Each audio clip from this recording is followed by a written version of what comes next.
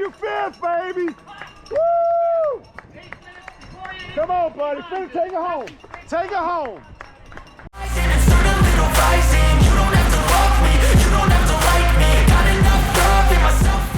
What is up, YouTube? What's going on, everybody? Welcome back to the channel. For those that are new to the channel, I'm Joe Wilson, and I make videos related to triathlon, whether it's swimming, biking, running. You can find all those cool things right here on this channel.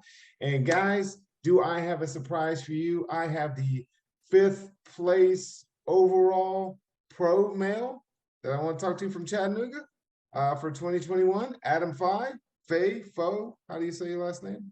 It's Feigh. In 2021 and in 2019. Oh, and 2019. So let's talk about your last name. How many different pronunciations have you gotten? Well, normally, the first go-to everyone says is Feigh, and I've gotten Feigh a few times. Probably Feigh or something at some point. Occasionally people say it correctly, which is Feigh, but yeah. I think it took me like 3 or 4 years to get it right. So, but Anyway, guys, Adam and I go way back, 2015, 2016. He's a South Carolina guy living out in Colorado now, doing all his training out there. He's also a nurse. We won't hold that against him, but, he's out there like being a hero for, I guess, COVID-19 right now. So anyway, Adam, welcome to the channel. I wanted to talk to you today about how everything was and wanted to get a recap from Chattanooga from last year. And dive into it. So without further ado, but first, the kids got to eat. So let's talk about sponsors right now. Adam, who's sponsoring you for 2022? Sure. It's actually all the same sponsors as 2021. I'm with a good group of companies and people, and they all stayed on board. So I've actually got them all here on my shirt. I don't know if you can see them all, but so who we got? We got Base. If you've done Chattanooga, it's very likely you've seen them on course before. They do nutrition products. They got famous with their salts back in the day, but they do pretty much everything nutrition related. So gotcha. That's worked well for me the past couple of years for sure. Got DT Swiss for wheels. You can see my lineup of wheels back there. They're awesome. Their US headquarters is here in Grand Junction, which is where I live, which is awesome. Yeah, and then I've got Speedhound, which is a compression device, recovery system type of deal with the boots and hip attachments, arm attachments, all that. You've got Remax 4000 Trisha Whittington with them, so that's a local real estate business. They've been great. They helped us buy our house here. And then I've got Rooted Gypsy Farms, which is a local farm group that sends us food every week. Bunch of good stuff in there. And then lastly is Pianco Law, which is a New York-based law firm, which has been great for me. They signed on just before Lake Placid last year, which was awesome. That's awesome, man. That's awesome. And, yeah. Okay, so yeah, and I when I follow you on Instagram, I always see you post about the farm, and I'm like, man, that looks so good. So yeah, I mean, obviously we get their food every week, and it's like it's super easy. I'm gonna eat obviously a ton, yeah. And then it's like take pictures for them, and it's like, this is what we made with your food. Nice. Now, are they local, or do they do regional or national?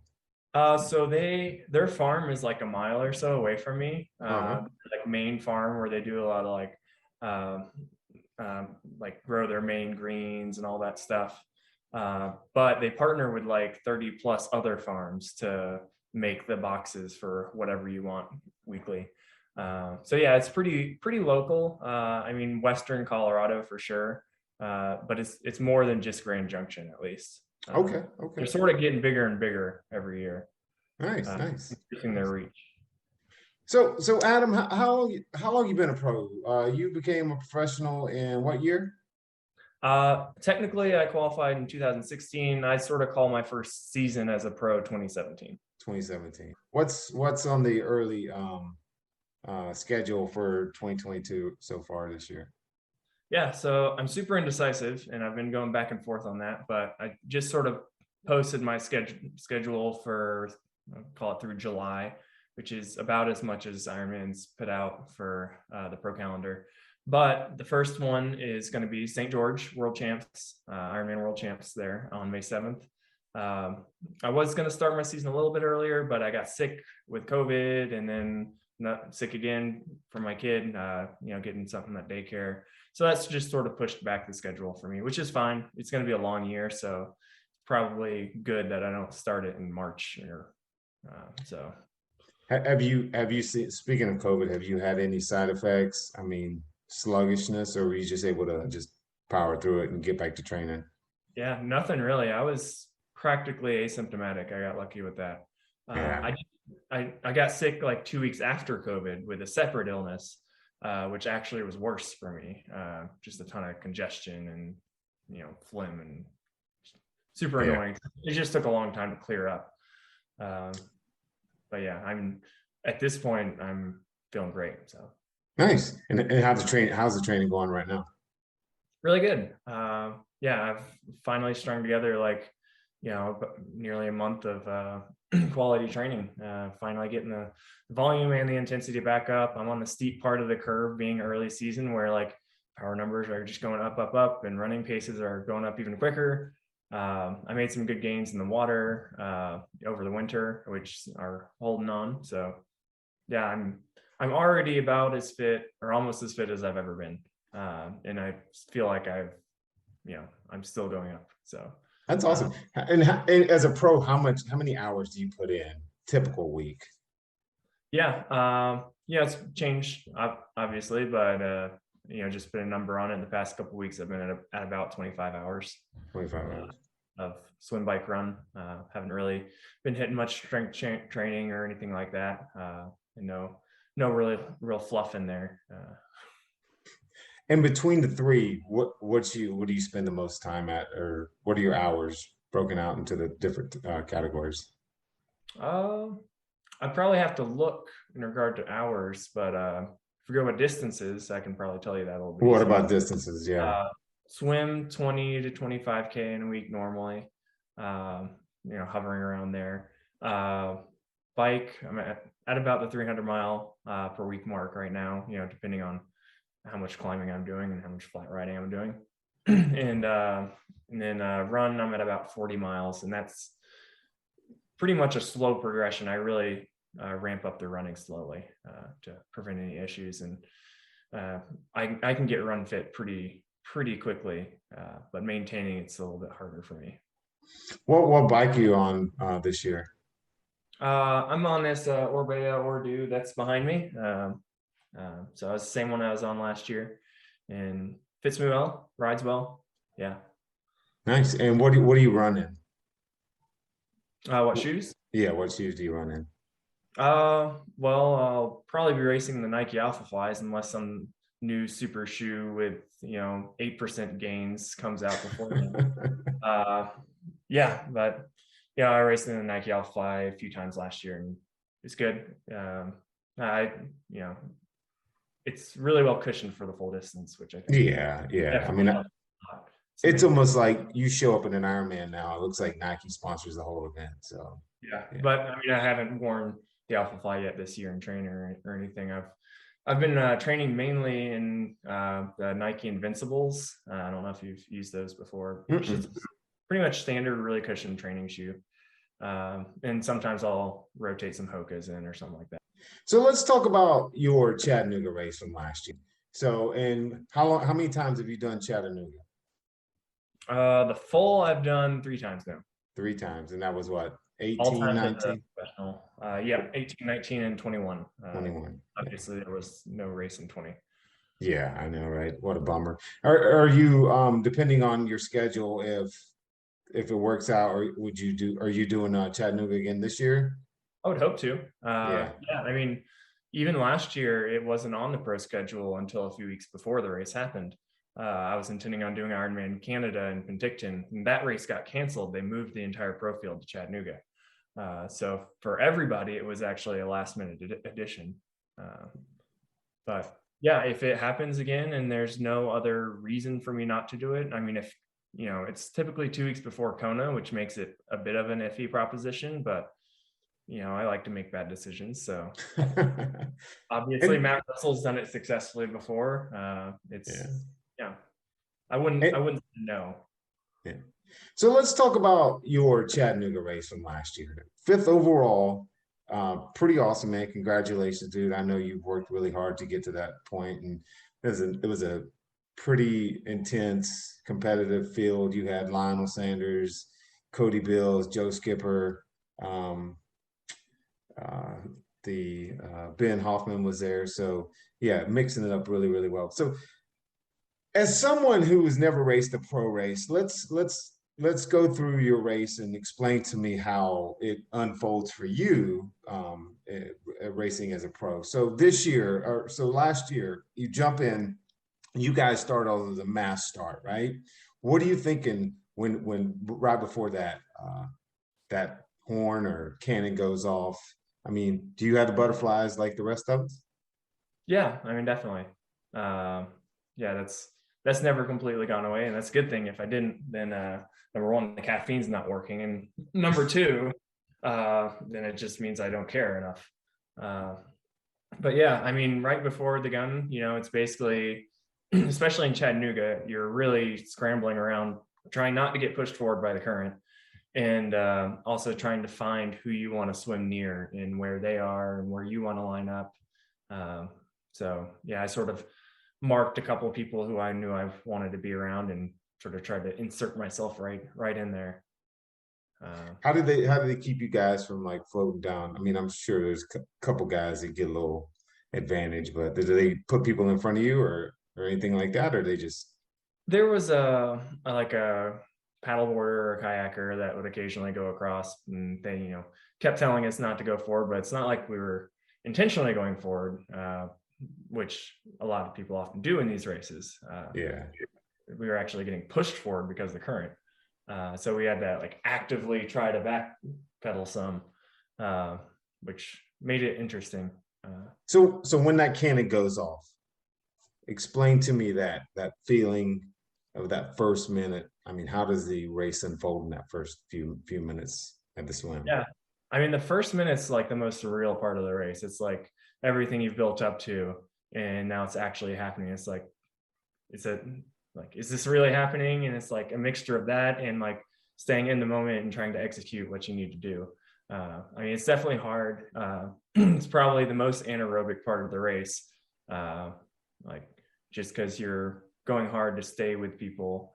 Chattanooga maybe a little bit less so because generally the quality of swimmers is a little bit lower in Chattanooga since it's a down current swim, as well as the current helping you out a bit.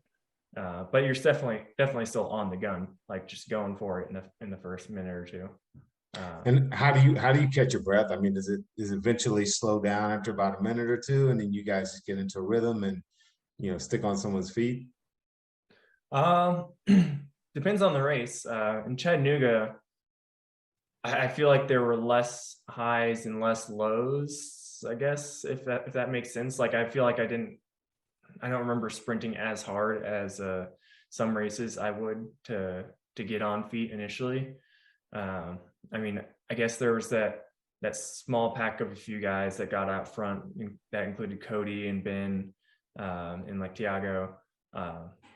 I think they got away, but otherwise I was sort of right with the people that I wanted to be with, and including some people that I didn't necessarily even fully expect to be with. Like my coach Jesse was racing. Sometimes he'll drop me in the water and sometimes I'll be able to stay with him. And I was sort of in that pack where he was, and Pedro Gomes and some bunch of others. So I was like a little bit more comfortable, but I certainly wouldn't say like it was easy by any means. Yeah. And who did you? I mean, you got on someone's feet? Do you know who you were swimming behind most of the time? At the time, I didn't know whose feet I was behind. I'm not sure if I completely remember. Obviously, it changed throughout. It wasn't constant the entire time.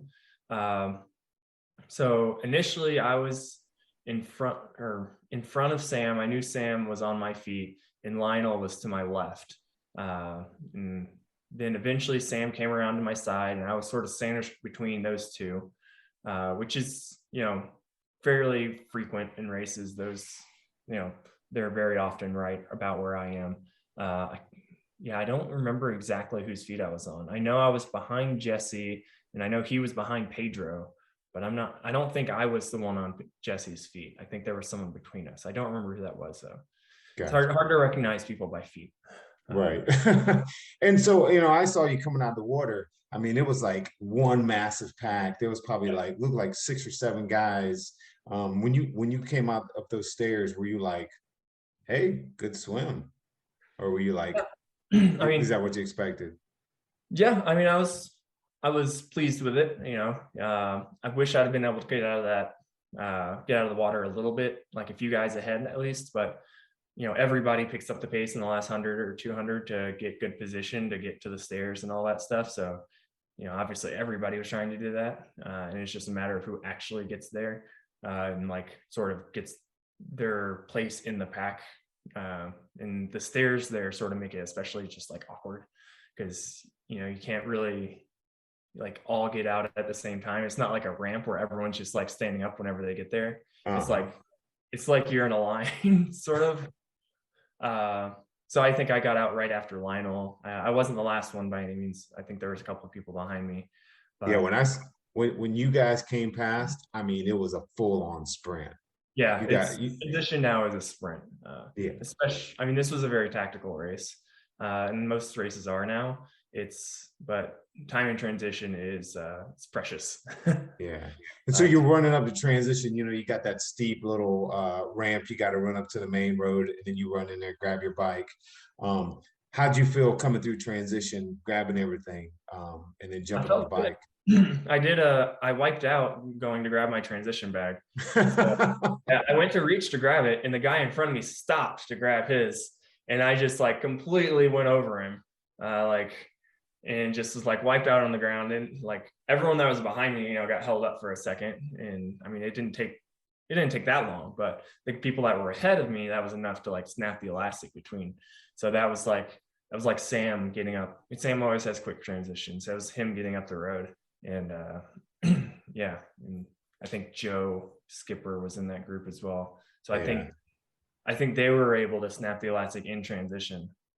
So like it wasn't a bad transition for me by any means, but yeah, that is a little tumble there, which sort of held things up. Unfortunately. Now, do you put your shoes on the bike or in transition? Yeah. On the bike.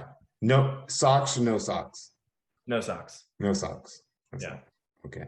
So anything I can do to make transition quicker, basically. Right. And you got that hill going up coming out of T1.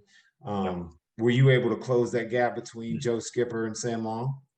No, I didn't even really try, honestly. So I came out of transition like a step or two behind Lionel, and Jesse and Pedro were right behind me. And get on the bike, we get going. And that's pretty much how the order was right there. And Lionel just seemed to be attacking that hill. And I was, on like 400 watts or so. I was like, well, I know what Lionel can do, and I don't want to blow myself up in the first 5 minutes of this race. So I backed off and rode reasonably hard before we finished that hill. And then I was able to like get my feet in and get settled and then go. But by that time, Lionel had already gotten up the road because he looked like he was trying to close that gap. Yeah. So then it became you and Jesse and who was the other guy? Pedro? Yeah. Was that the group you were with for the majority of the bike? Nope, it actually changed quite a bit. So yeah, this was on the bike, very tactical race. So yeah, once I got settled and got going, I mean, I definitely was pushing it hard in a combination of trying to get them to try to drop them because they're both good runners, and I like don't want to pull them around the bike course and get off the bike with them, and that would not be a great plan for me. As well as eventually, once we got to the straighter part of the course, I saw a couple guys and a motorbike up the road in maybe a minute or so up the road.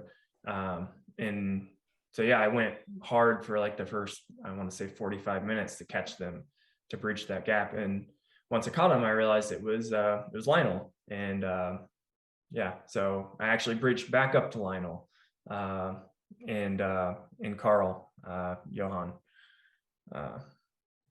So yeah, that became our little group for a while.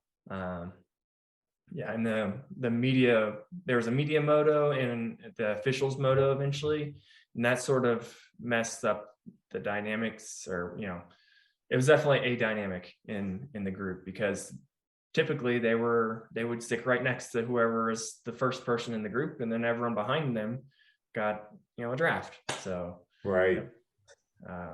yeah. That's the thing. I mean, about a pro race. I mean, it's very, like you said, it's very tactical. It's you keep that wheel, like, was it 12 meters? And you get to draft even, 12 meters back. So, so you rode with them the first loop, or So that was, the out part of the lollipop, the stick going out. The first 45 minutes, like I said, that's about how long it took me to bridge up to that group. My power then was about 315 watts to do that. Jesse came around once to help for a few minutes or so towards the end to help bridge that, because eventually I was like, all right, they've got to help a little bit. But yeah, and things calmed down. I sort of realized the position I was in that we could all comfortably play bike tactics and sit in this group, and then I'd get off the bike with all of these guys, and it would be let's see who has better run legs.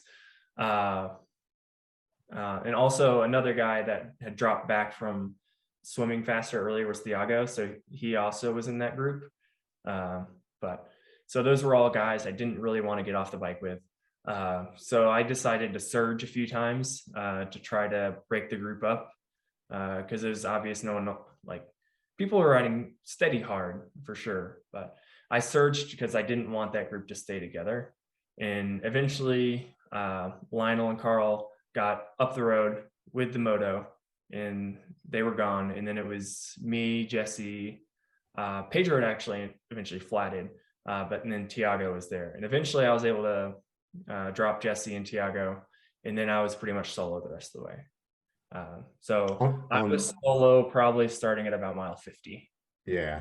And so on that cycle loop, as you're coming through, you're mixing them with the age groupers. How does that affect your dynamic as far as racing?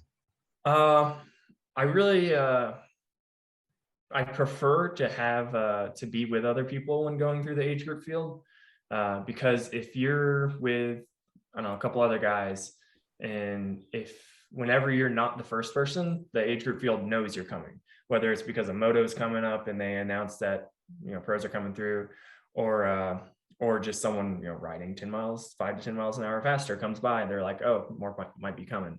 So it really saves a lot of energy to have other people around you, to sort of alert the field. Otherwise you end up yelling on your left a ton, which I did. Yeah. And what was your power for Chattanooga? I think I was mid 270s by the end of it. So with that hard start, I mean, there was definitely a fade. Yeah, I had some stomach bloating, like with the hard start and shoving in the calories as much as I did. I overdid a little bit, and I had to back off for a little while to let my stomach sort of recoup. And then yeah, so I think I ended up normalized around 275-ish. And when you guys are racing, since this is a very tactical race, I mean, how hard is it to get nutrition down? When you're in the middle of a pack and people are surging and doing different things like that. You mean just like the actual, like, getting the bottle and all that stuff? Yeah. For me, not too bad, honestly. So is it all liquid calories for you, or do you do gels, or? I'm mostly liquid calories, and then I grab a couple gels as well. And I was actually on my game in Chattanooga, because I very successfully grabbed everything I needed from the aid stations, which was like a miracle. I even had a volunteer like toss me a water bottle at one point, and I caught it. Like I was on it. Like I grabbed even another aid station. I remember I grabbed a gel, and then I grabbed a bottle with the same hand. Like I was I don't know what was happening, but my hand-eye coordination was on point for Chattanooga. Hey, it was in the cards, man. You were going to get fifth. Um, so, and then what was your time on the bike? I'm not sure. I have to. I would assume somewhere around 4:30. Yeah, I mean it's a 116-mile bike ride. Yeah, I tell you that second lap is a lot harder than that first lap is. Yeah. When you're Yeah, there was a hard fade for me for sure with the stomach stuff, and then I mean, I never bonked really, but it was definitely like a hard fade, and that was intentional. I mean, to get up with those guys and then to drop the people I wanted to drop. It was more about racing for a position than a time for me. Yeah.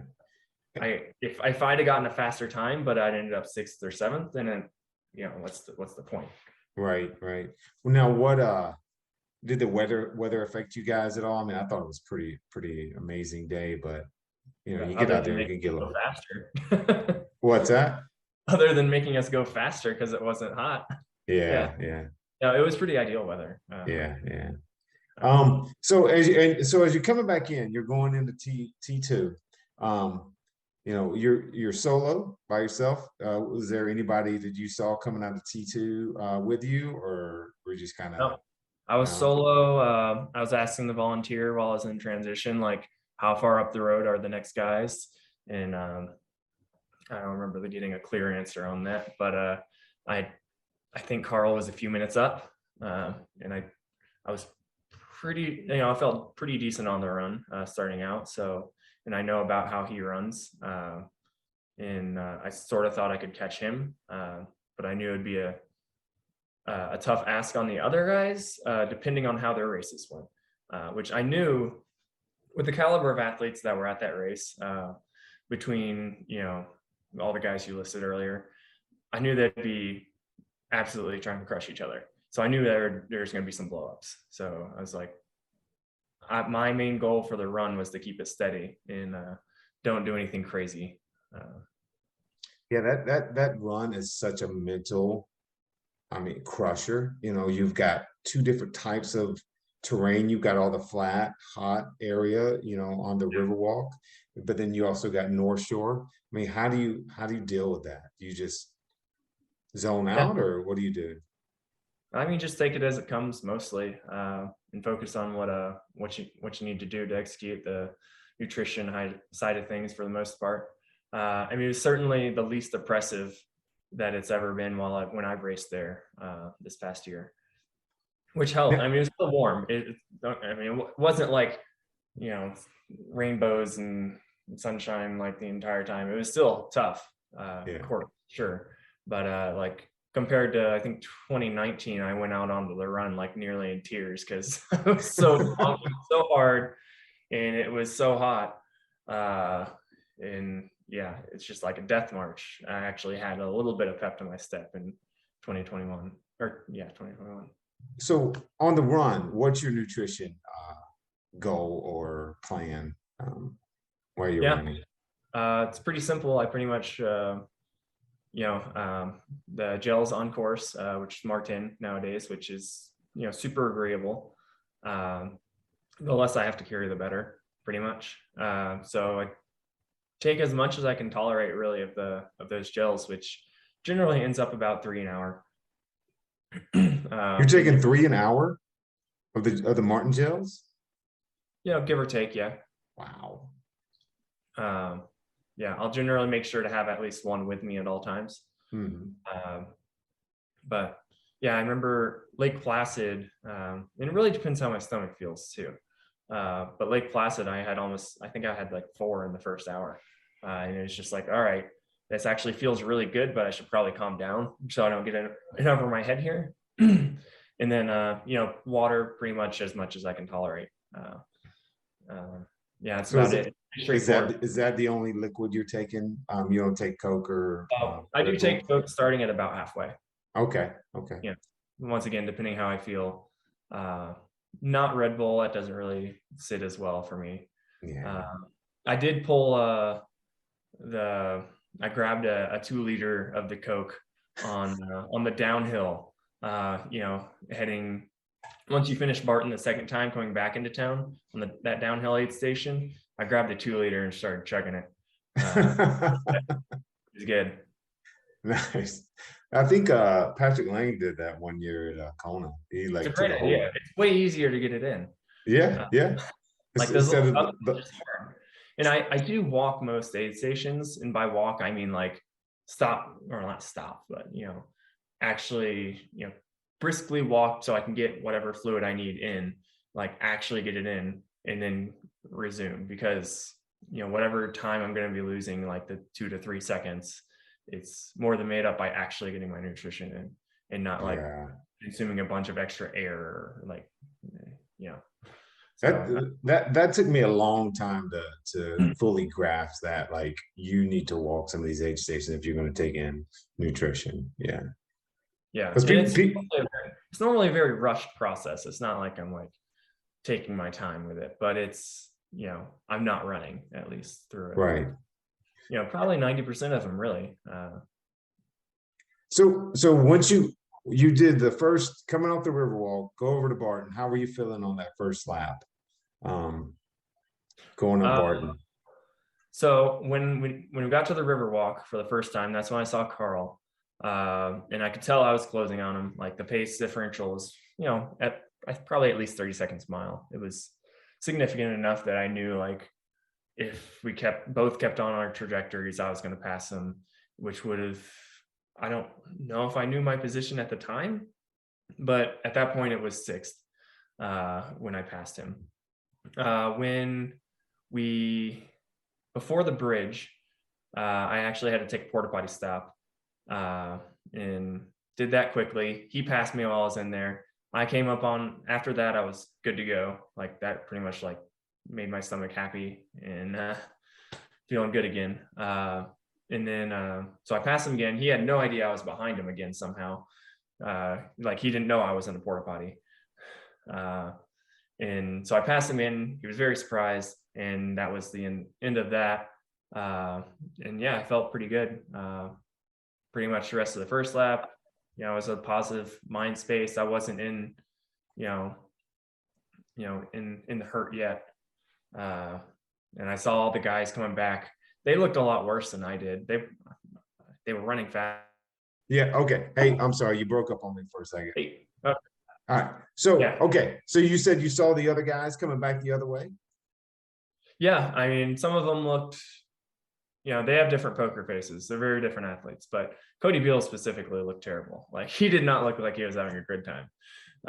His run pace wasn't too bad, but yeah, I mean, I could tell the gap was big, in that without a blow up, I wasn't going to catch any of those guys. So my plan just remained the same, of steady, make sure I don't blow up on this run, and just have a decent time. I wouldn't call it like conservation mode, but it wasn't like go for the gold or anything. How hard is Barton? Have you run anything that hard before in other Ironman races? Yeah, I mean, definitely. I did my first full was Alaska Man Extreme Triathlon. Oh, so. right.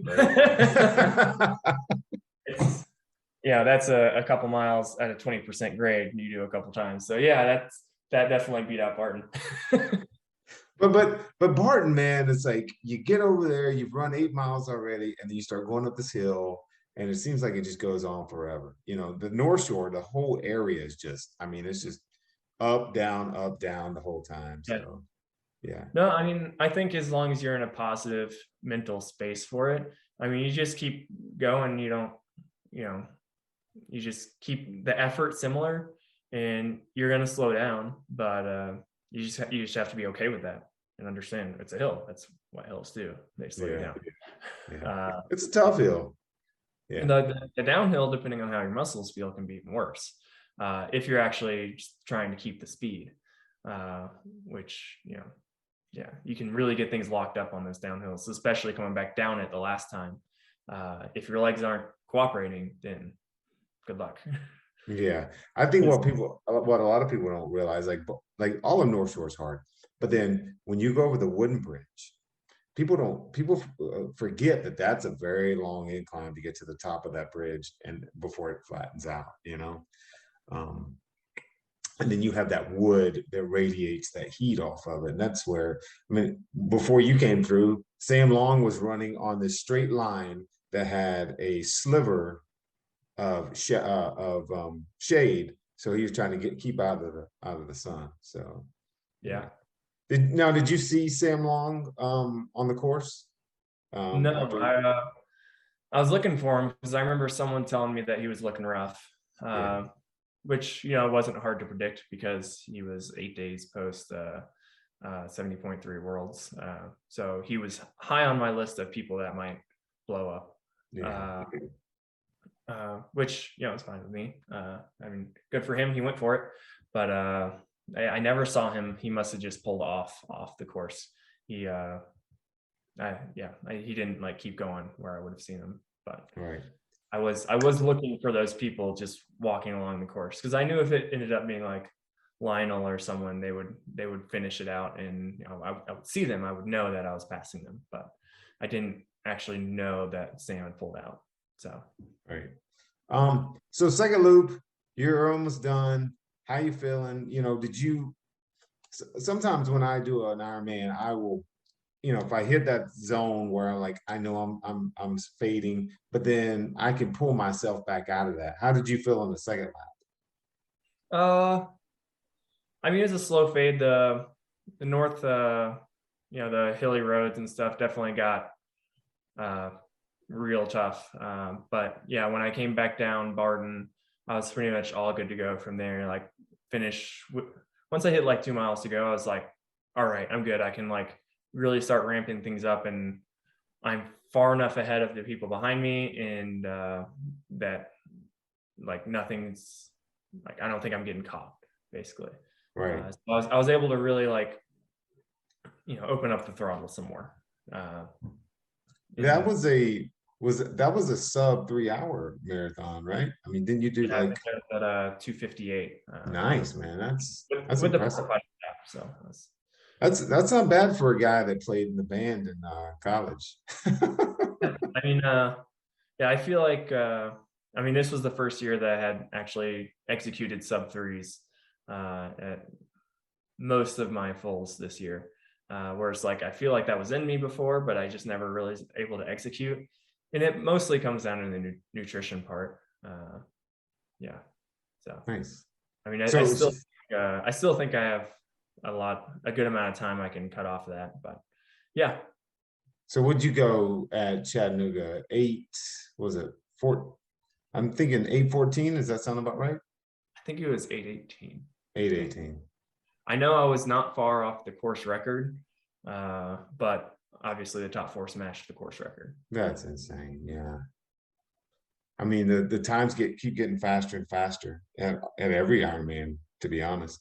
So after Chattanooga, you went to Cozumel, and that was your first sub 8, correct? Yep. Yeah. Wow. So that was a 7:58, I believe. Nice, man. Yeah. So how did that match up against Chattanooga? It was, I guess I haven't really compared it to Chattanooga. I'd say it wasn't quite as good of a race for me as Chattanooga. I mean, yeah, it was some give and take for sure, but I'd say they were both like solid races. Chattanooga was probably a little bit better for me, honestly, but yeah, like there was definitely like a lot of areas in Cozumel where I'm like, well, if this had like gone differently, then I could have shaved off like good chunks of time. But you know, it wasn't there's definitely improvements to be made on both races. Chattanooga was sort of because of tactical reasons that I could have gone faster, but didn't. And then Cozumel was just sort of, you know, I don't think my prep was quite as good, and execution wasn't quite as, you know, ideal. And so do you think doing so well at Chattanooga this year helped you due to the fact that you know the course pretty well? I mean, you've raced there, what, 3-4 times? Yeah, it definitely helped my my decisions in the race and to know how I wanted to respond to everything, for sure. Because I definitely have those like mental cues on the course of like, once I get to this point, like, you know, sort of like on the bike when you break off from the age group field, it's like, I know exactly how to execute this last portion head down into town, and you know exactly what's coming up next. And then the run, it's like coming down Barton the last time. I know it's like pretty much that's my mental cue of like being able to, now I can really just start going hard without reservation. So it's like having those things, like those cues, help a lot. Yeah. It was like Cozumel was my first time doing it. It was like, yeah, you don't really have that. I mean, especially when I don't typically go to races super early and scout things out as much as I probably could. So that's probably a bit of a disadvantage. Yeah, because those potholes don't move, man. They're in the same place, you know. Yep, I've noticed that. Well, they'll never pay St. Elmo. Okay, let's just be honest here. Yeah. So, okay, speaking of Chattanooga, what's your favorite part of that race? Favorite part of Chattanooga? Of the race? Are we just during the race, or the entire? The weekend? course? Yeah. What do you look forward to when you race Chattanooga?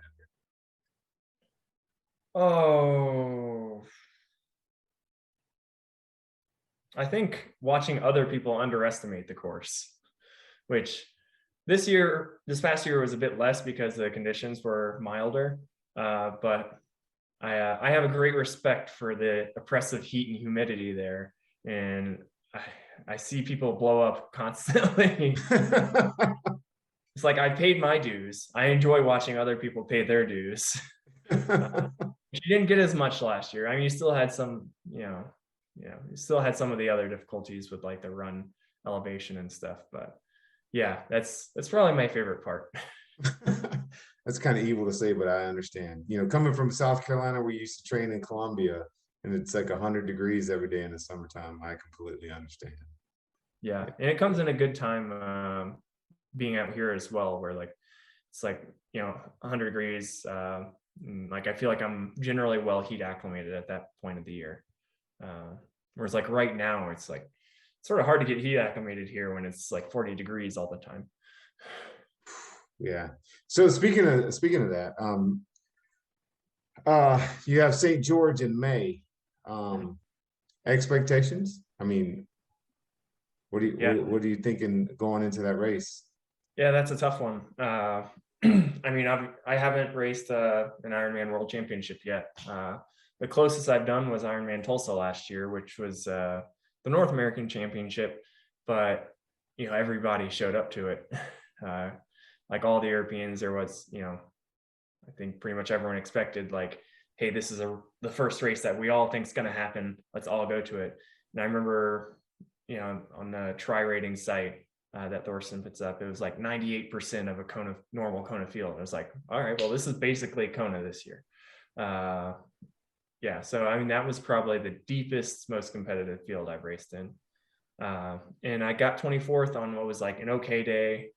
Sort of fell apart in the last like hour and a half of the bike, and then the run was not very good, sort of survival.